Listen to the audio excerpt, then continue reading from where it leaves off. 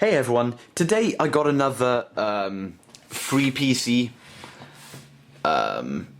It's not a bad system actually, it's a lot better than those other ones that I had, and we had a lot of fun playing around with them, so there's probably a few videos to come on this, we'll see what we can do with it.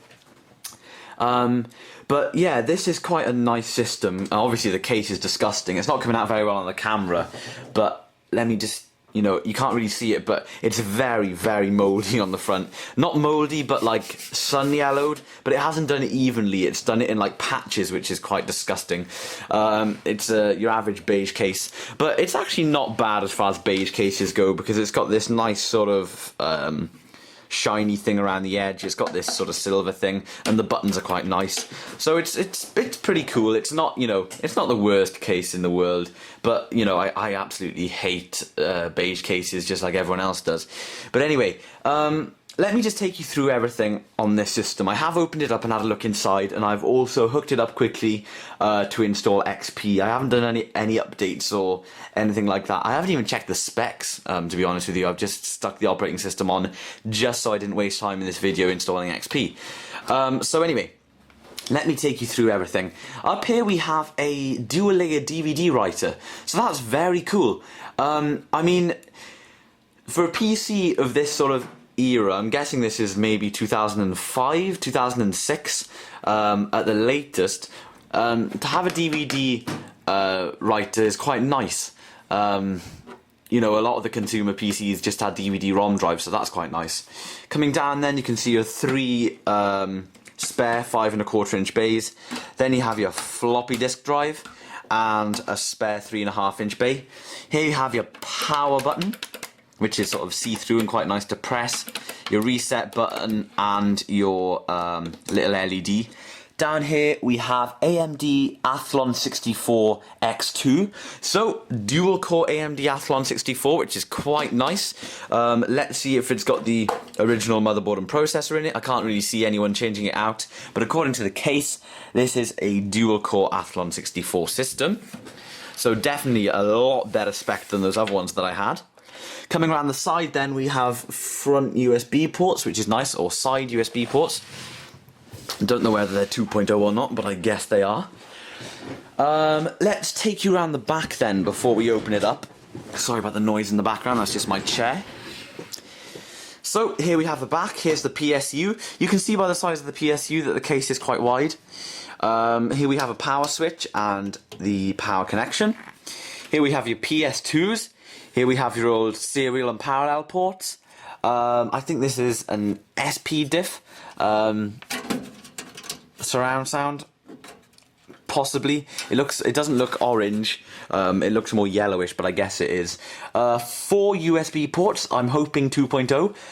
Ethernet, maybe 10100, but maybe gigabit if we're lucky. Sort of a spare cutout. Then you've sort of got these universal motherboard input-output shields that work with several models of motherboards. So maybe another motherboard at the time had another Ethernet port. Then you have your 7.1 channel surround sound with your digital optical toslink out. Coming down, you have your graphics card, VGA, DVI and SVID, and then we have a modem down here with dual modem jacks. Here we have our very nice fan grill, which will take, by the looks of it, a 120, maybe a 1980 or an 1870. It's hard to say without actually having the fans here with me. But anyway, that is the ports on the back, so it's quite a nice selection of ports. There's a lot of PCI slots. One thing I despise about this case is the way the side panels come off. As you can see, there's no screws here. It's just one screw at the top. The top comes off. Let's pop that over there. And then the side panel lifts up like that. It might look cool, but I just sort of hate it. So let's pop that down there. Now let's have a look in here. You might be thinking, whoa, that's looking tidy for a pre-built system. Well, tidy-ish. I did have a little clear up of the cables, guys. As you can see, I put the 4-pin CPU power down under the power supply. And if we just take off the other door, then we might as well, just so I can show you. we have the 24-pin motherboard. I pulled it round and pulled it back round. We also have a lot of cable mesh down there. Another thing I did, which I love doing for cable management, is reversing the hard disk so that the SATA and power cables come out the back. Now then, this is a SATA motherboard. As you can see, there's 4 SATA connections down there. However, this is not a SATA PSU. Now, I find it hard to believe that they would have shipped a computer with a SATA motherboard and no SATA PSU. So this leads me to believe that it's had a motherboard upgrade along with the processor, but I can't be 100% certain. So the motherboard looks fairly decent. As you can see, we've got 1 stick of RAM, which just fell out. 1 stick of RAM in here, which is now in my hand. This is, let me have a little read, a gigabyte of DDR RAM, which is nice. As you can see there, gigabyte. So I guess you could put another 3 gigabyte sticks of DDR in here to give you 4 gigs, or something like that. And I guess this motherboard supports dual channel mode because of the 2 colors of the memory slots. I'm not 100% sure. And because I don't know anything about this motherboard, I'm just going to stick this memory straight back into the slot that it came out of. So then, moving on. Here we have our processor heatsink. It's not one of those round looking Intel ones, and if we go behind, you can't see a big metal backing plate, so hopefully it's still that AMD Athlon 64 dual core. I'd love that. Down here we have a hard disk. It's a SATA hard disk made by Western Digital, and it is 320 gigs, so that's fairly nice. Here we have our DVD drive and our floppy drive down there, which I have disconnected before this video. Here we have the graphics card. This is an NVIDIA GeForce 6600LE. I believe that stands for Light Edition, so it's a very weak graphics card. It just puts pixels on the screen, really. It does have 256 megs of VRAM, so I guess that's quite nice. So yeah, a few things about the motherboard then. You can see we have PCI Express slot there, 3 PCI slots and a PCI Express 1.0 slot up there. You got 2 IDE connections, so this motherboard was on the crossover between SATA and IDE. It's got 2 IDE connections and 4 SATA. We've got a lot of headers down there. It looks like a decent motherboard, in all honesty. So yeah, I'm quite liking this system at the moment. I tidied up the cables a little bit, like I said. Oh, and this is a SATA hard disk.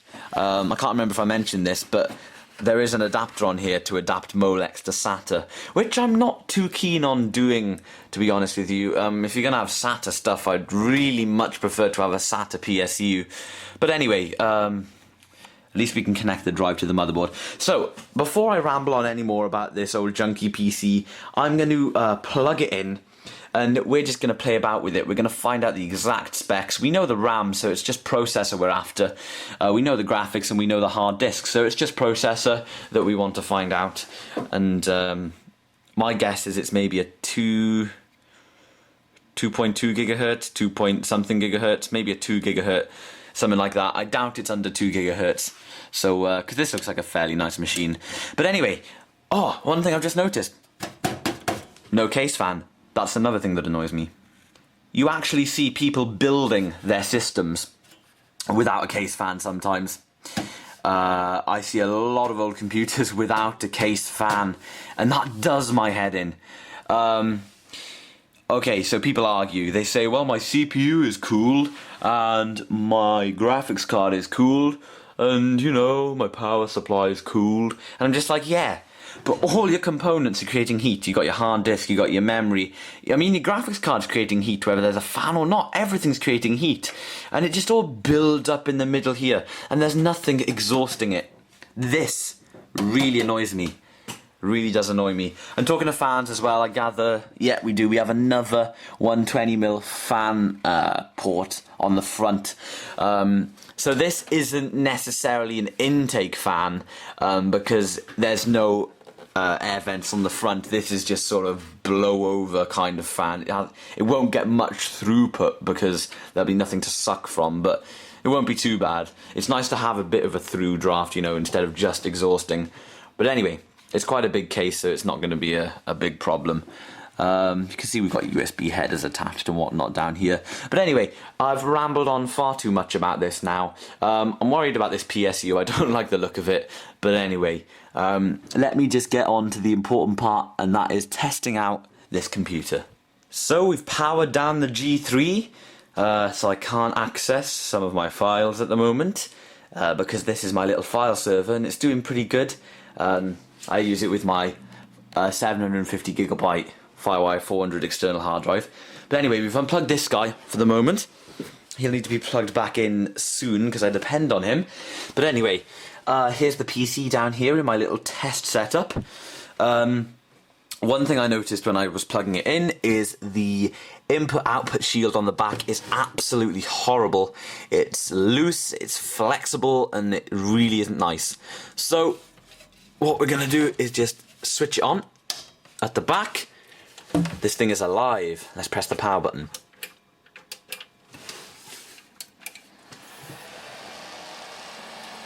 Okay, so it's sounding very loud at the moment. She's posted. Sounding extremely loud at the moment. Let's just turn on the monitor.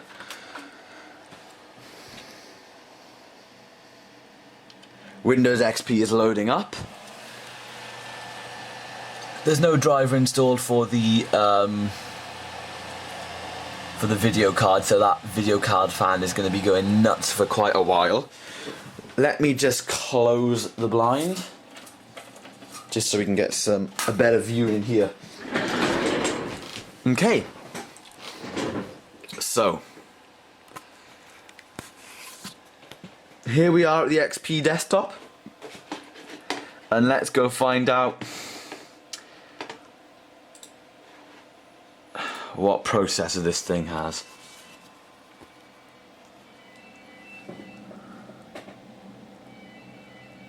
Oh yeah, that is what I'm talking about. Ooh, by the way, not touching the mouse, pointer's moving. You gotta love my crap mouse. It's a horrendous mouse. And check that out, guys. AMD Athlon 64. It's a dual core. 2.01 gigahertz, 1 gig of RAM. Okay, so I was thinking to myself, I've got a few issues going on here. Primary issue, I can't connect to the internet, whatever, who cares. I can't get updates, can't get drivers, can't get anything. So I thought, this is a 2 gigahertz dual core Athlon 64. It's got a gig of RAM. It's not the highest, but it's certainly not as bad as 512 or anything else that I've ever had in one of these junky PCs. So should we get Windows 7 on this thing?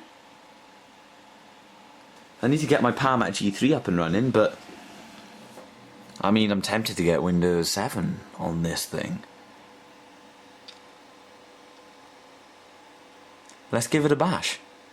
So we're gonna restart this thing. I'm just gonna jam the reset button because I have no patience with my mouse. I've put Windows 7 Home Premium 32-bit in the drive, and I have jumped into the BIOS. It is set to boot from CD as first primary boot device. Boot from CD. Even though it's a DVD. Why am I singing?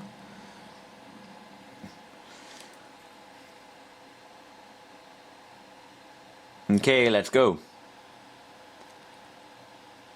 Ready to go now. Ooh, here we go. Oh, that wasn't good. Ugh.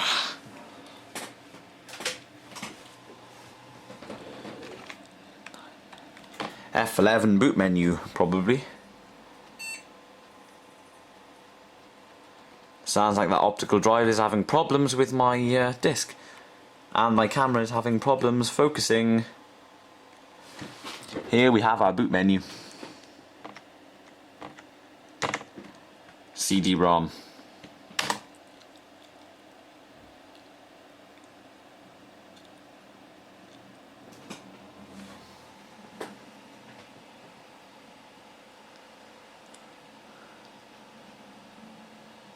Oh, for God's sake. Okay, let's take out my disc. Let's take a look. Well, it's not the cleanest, I do have to admit. Professional cleaning way. Just breathe on it, man, breathe on it. I wouldn't recommend doing that to your discs. But hey, we downloaded this off of the internet and burnt it onto a Tesco Value DVD.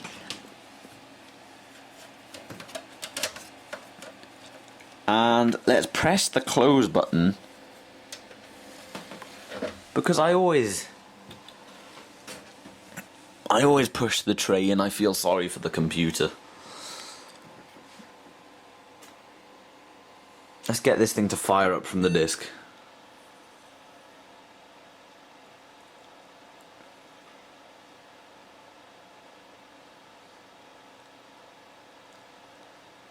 It's not quite spinning it, I don't think.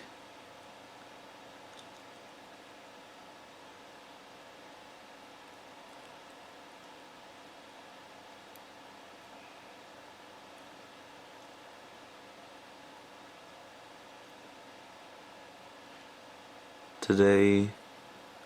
Okay. Drive's having trouble. This video's getting more and more fun. Let's go grab a drive out of my stash. Ooh, a drive.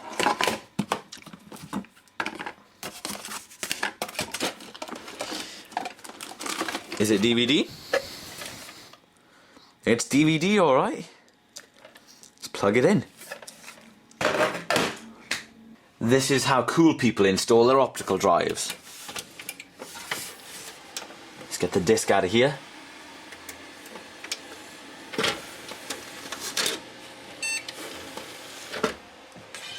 Let's pop the disc in here.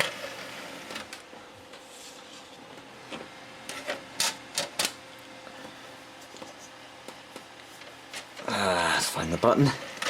There we go, and reset the machine. And let's see what she does. Does this optical drive work? I have no idea.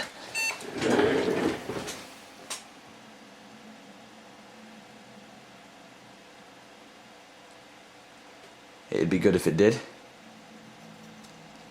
Oh, hey! Press any key to boot from CD or DVD. Well, all I did was praise it, this optical drive in here. I said, oh yeah, isn't it great that it came with a DVD writer? And then it just spat it back in my face by not working. Good old reliable DVD drive I found in the bin somewhere. Windows is loading files. That's nice of it. Very convenient indeed. So guys, the install is going really smoothly. I'm going to watch Waterloo Road now. It's a Wednesday night, and I'll be back in about an hour after this is done, after watching Waterloo Road, and I'll update you, and we'll see if we can get connected to the internet and whatnot. Let's hope the onboard Ethernet port is working. See you in a bit.